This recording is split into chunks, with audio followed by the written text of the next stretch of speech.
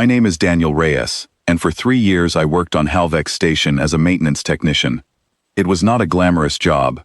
I fixed air filters, repaired broken conduits, and kept the old machines running, so the people above me did not have to think about them. The Kelvorans who ran the station did not think much of me at all. To them, I was just another human who had wandered too far from Earth and settled for scraps of work in a corner of space that belonged to someone else. I did not mind being overlooked. I had learned, a long time ago, that being overlooked keeps you safe. I had a dog with me. His name was Scout. He was an old mutt, brown and white, with one ear that never stood upright. I had found him on a supply run to a half-abandoned Earth colony years before, and he had been with me ever since. He was not just a pet, he was the only thing on that station that looked at me like I mattered. Every evening, after my shift, Scout would wait by the maintenance bay door. He would trot beside me through the narrow gray corridors, tail wagging, completely unbothered by the alien faces that stared at him like he was some kind of oddity. The Kelvorans found it strange that a human would keep an animal for no practical reason. On Kelvor, animals served a function, or they did not exist. But Scout served a function for me. He reminded me that I was still a person, not just a tool the station used and forgot. The station's governor was a Kelvoran, named Dreyeth Vok. He was not cruel in any dramatic way. He was the quiet, administrative kind of cruel, the kind that signs off on things without ever raising his voice. Humans on Halvex Station were tolerated because we were useful, not because we were respected. Dreyeth Vok liked to remind us of that fact from time to time. Small fines, extra shifts, a curfew that only applied to human workers, nothing that would start a war, just enough to make sure we remembered our place. I never gave him a reason to notice me. I did my work well, kept my head down, and went home to Scout every night. That was the whole of my life, and it was enough. Then came the day everything changed. I had been late finishing a repair in the lower ring, and by the time I reached my quarters, something felt wrong. The door was open. Not broken, open, like someone had wanted me to see inside without any trouble. Scout was gone. I found a note instead, printed in the flat, formal script the Kelvorans used for official notices. It said that a human worker named Priya Anand had been caught trying to access a restricted supply terminal. As punishment for the attempted theft, and as a reminder to the human population of the consequences of defiance, something of personal value would be removed from another human worker, chosen at random, as an example. They had chosen me, and they had chosen Scout. I do not remember walking to the waste processing level. I only remember arriving there and finding what they had left for me to find. I want to be clear about something. I did not scream. I did not break anything.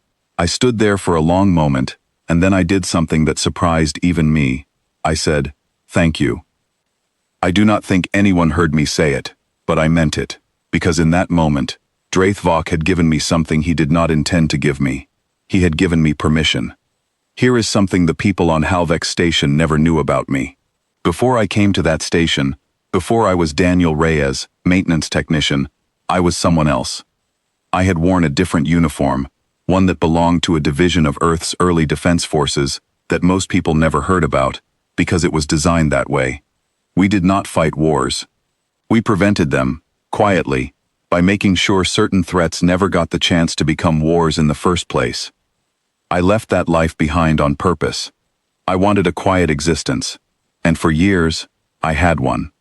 I still had access to things most maintenance technicians should never have had access to.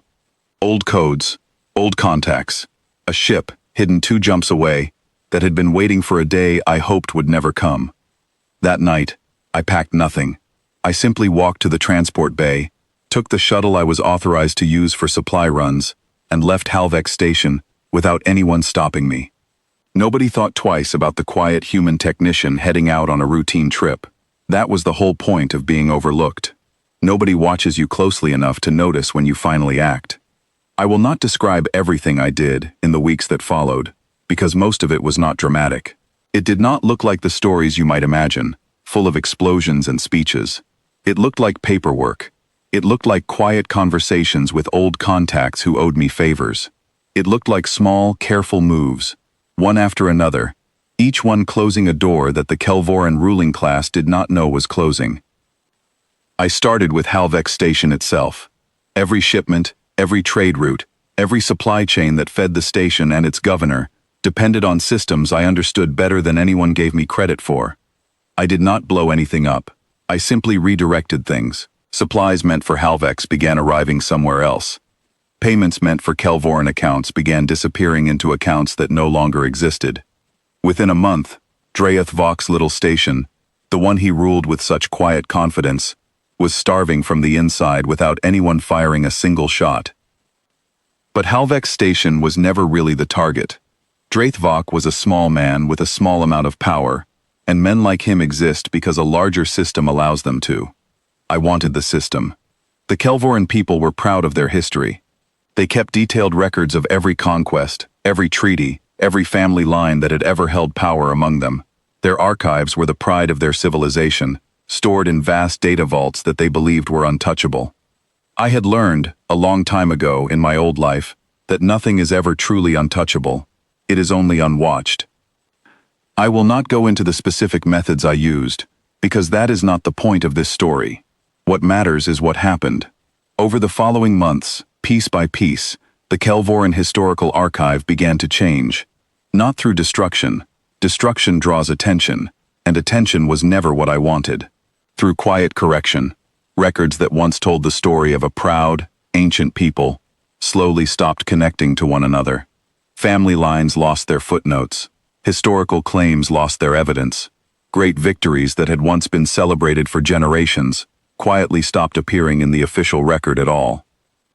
It took time before anyone Kelvoran noticed. By the time they did, it was already too late to undo. I moved further out from there.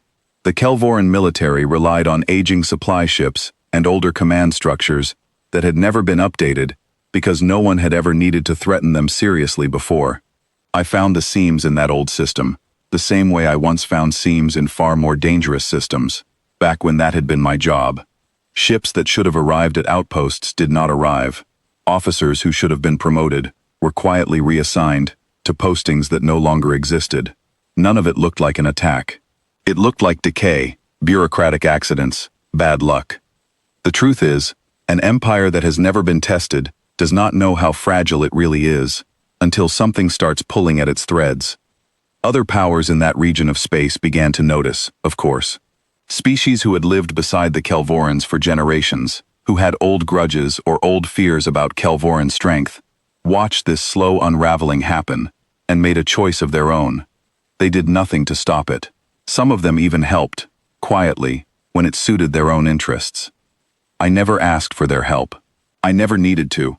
Watching a rival crumble on its own is something most powers are happy to enjoy in silence. I want to say something here because I think it matters. I did not do any of this in anger, not in the way people usually mean that word. Anger burns hot, and then it burns out. What I felt was colder than that, and steadier. It was the simple understanding that a line had been crossed, and that some lines, once crossed, cannot be walked back from with an apology or a payment. Draeth Vok had wanted to send a message. I made sure his entire civilization received one instead.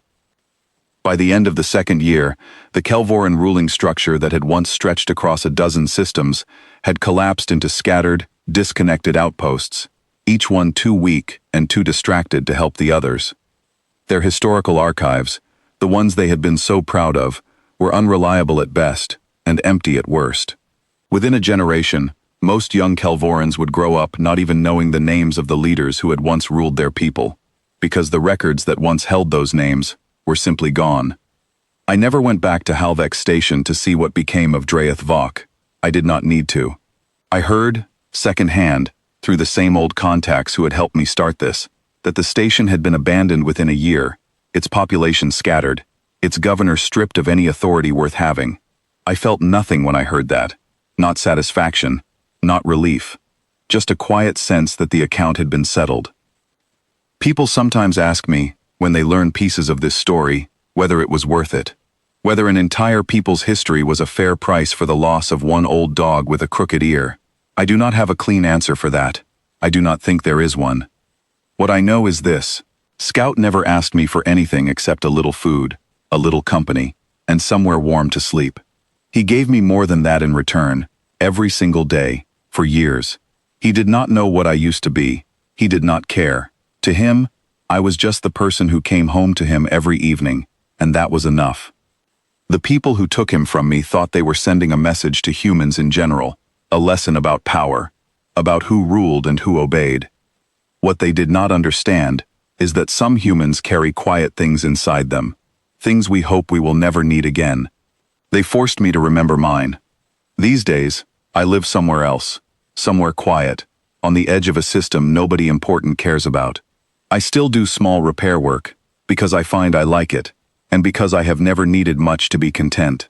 Sometimes in the evenings I sit outside and look at the stars, and I think about a station that no longer exists in any meaningful way, and a species that is slowly forgetting its own name. I have not gotten another dog, not yet. Some part of me is not ready. But there is a small stray animal that has started coming around my door in the evenings, cautious and thin, watching me from a safe distance the way Scout once did, a long time ago, before he decided I was worth trusting. I have started leaving a little food out for it. I think, one day soon, I will let it come inside.